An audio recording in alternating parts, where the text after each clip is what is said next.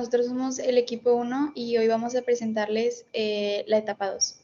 Primero vamos a empezar con los tipos de presentaciones orales, que tenemos la ponencia. ¿Qué es la ponencia? La ponencia es una comunicación oral de un tema específico que es analizada y evaluada por una audiencia.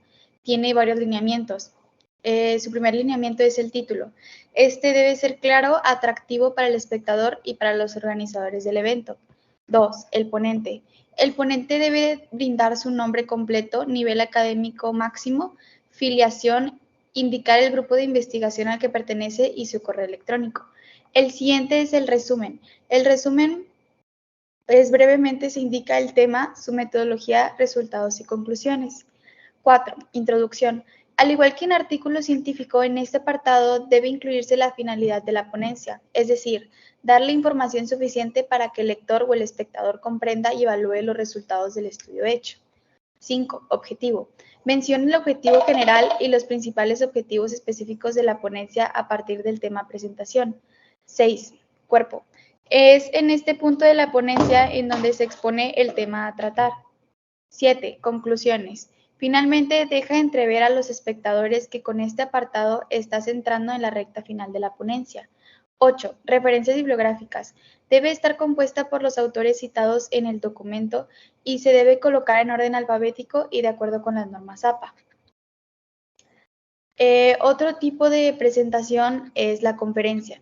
¿Qué es la conferencia? La conferencia es la reunión de un grupo de personas con la finalidad de exponer o debatir respecto a un tema de índole político, ambiental, social y cultural.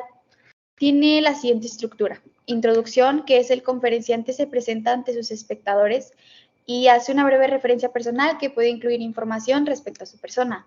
La proposición consiste en la exposición que hará el experto respecto al tema a tratar. Lo hace de una forma más detallada y se informan los temas o puntos de mayor relevancia. La confirmación. La confirmación es la parte más relevante de la conferencia, ya que durante su desarrollo el expositor debe de hacer uso de sus habilidades y técnicos para demostrar sus conocimientos. Conclusión.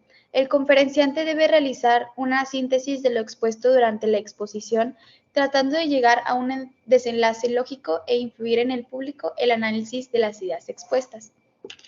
Y el otro tipo de presentación tenemos la entrevista. La entrevista es una de las formas de expresión oral más practicadas en la actualidad y consiste en una conversación para obtener información de un tema o de una persona acerca de su vida. Tiene 3 fases. La primera fase es la planeación. La planeación consiste en que durante esta fase se determina el propósito fundamental de la entrevista. El obtener la información general es de vital importancia para poder otorgar la orientación. La segunda fase es la realización. En esta fase, el entrevistador asume su papel y propicia una atmósfera ideal para la comunicación. Escucha de forma atenta a su entrevistado. Por última fase tenemos la conclusión, que es en la parte del cierre se informa al entrevistado que el propósito de la entrevista se logró. Además, se le da la oportunidad de realizar preguntas o comentarios respecto al tema central de la entrevista. El siguiente tipo de presentación oral tenemos el debate. El debate es una competencia intelectual que debe efectuarse en un clima de libertad, tolerancia y disciplina.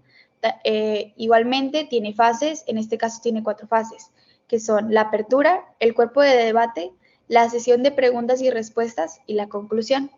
Por último tipo de presentación oral tenemos el seminario. El seminario es una estrategia expositiva por parte del alumno en relación con un tema. Puede incluir la discusión y el debate.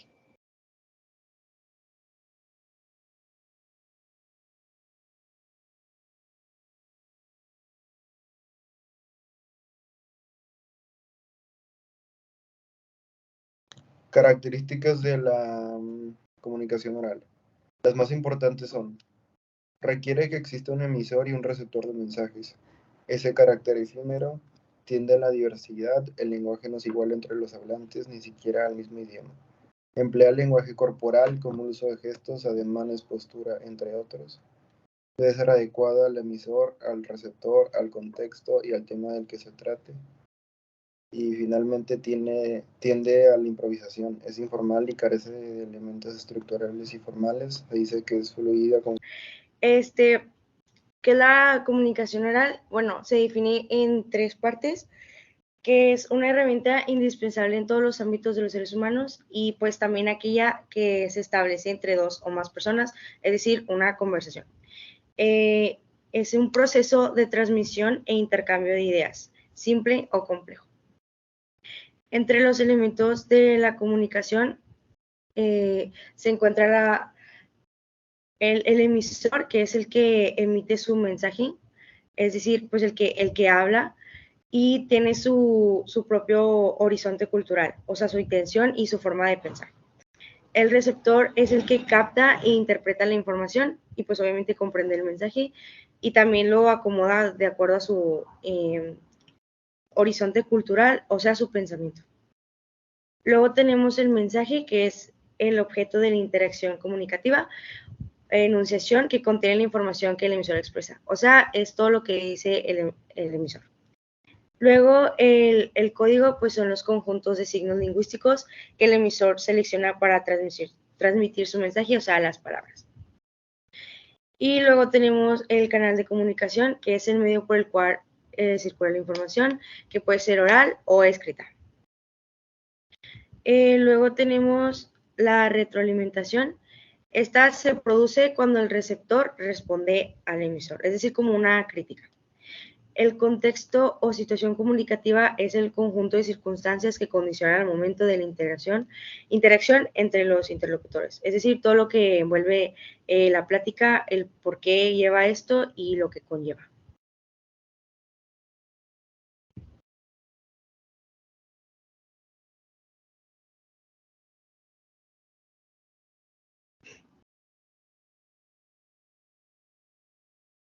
Habilidades para la comunicación oral. ¿Cuáles son? Bueno, hay 3. Innatas, aprendidas y lingüísticas. Las lingüísticas se dividen en 2, en orales y en escritas. Las orales son expresión, comprensión, hablar y escuchar. Las escritas son expresión, comprensión, escribir y leer. Las aprendidas son aquellas que aprendes hasta convertirlas en un verdadero talento. Y las innatas son aquellas que tienes por naturaleza en la comunicación, que se dividen en 3, visuales, verbales y vocales. Las visuales se relacionan con la imagen física que los demás perciben de nosotros en el momento de la comunicación, envían estímulos a nuestro receptor o público. Las verbales tienen que ver con todas las palabras y los métodos lingüísticos que utilizamos para hablar o bien al redactar un escrito. Y las vocales, que es aprender a modular nuestra voz, en uno de los factores indispensables para el desarrollo de nuestra habilidad oral.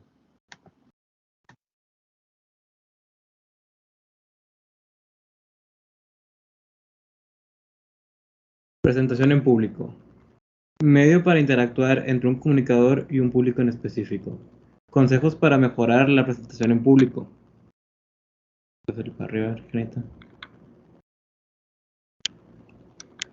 Nunca te olvides de la conclusión. Cuida tu imagen. Transmite seguridad con tu cuerpo. Utiliza un proyector. Organiza tu tiempo, vocaliza y habla despacio. Adapta tu exposición a los receptores que tienes. Haz una breve introducción. Bien.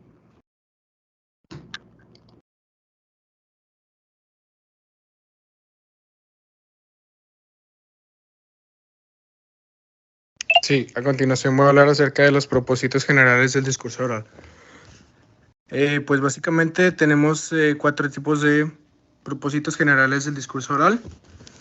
Tenemos el primer tipo, que significa entretener, que pues básicamente busca al auditorio una respuesta de grado, diversión o complacencia.